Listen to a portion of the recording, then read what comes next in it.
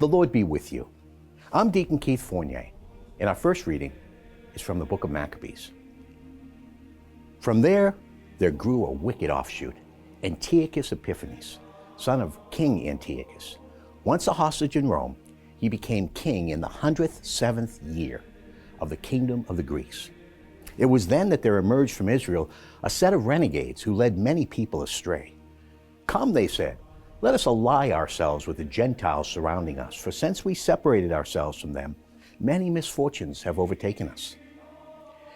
This proposal proved acceptable, and a number of the people eagerly approached the king, who authorized them to practice the Gentiles' observances.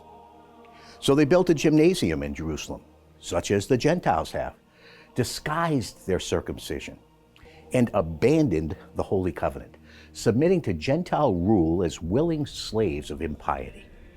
The king then issued a proclamation to his whole kingdom that all were to become a single people, each nation renouncing its particular customs.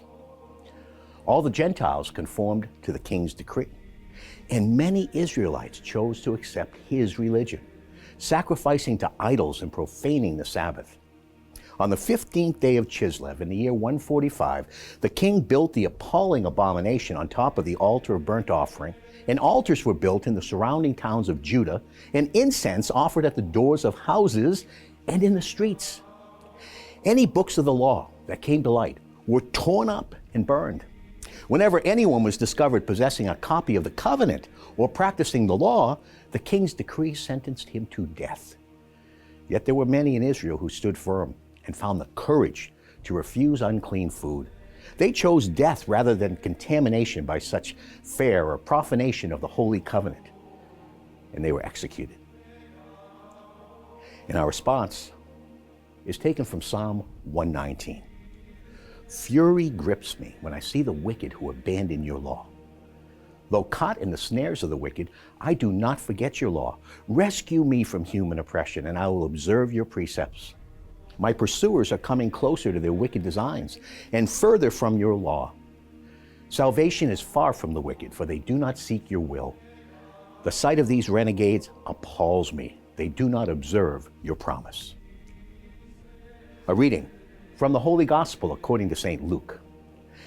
Now it happened that as Jesus drew near to Jericho, there was a blind man sitting at the side of the road begging. When he heard the crowd going past, he asked what it was all about. And they told him that Jesus the Nazarene was passing by. So he called out, Jesus, Son of David, have pity on me.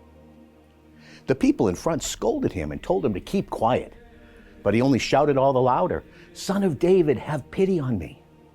Jesus stopped and ordered them to bring the man to him. And when he came up, asked him, What do you want me to do for you? Sir, he replied, let me see again. And Jesus said to him, Receive your sight. Your faith has saved you. And instantly his sight returned, and he followed him, praising God. And all the people who saw it gave praise to God. The Gospel of the Lord.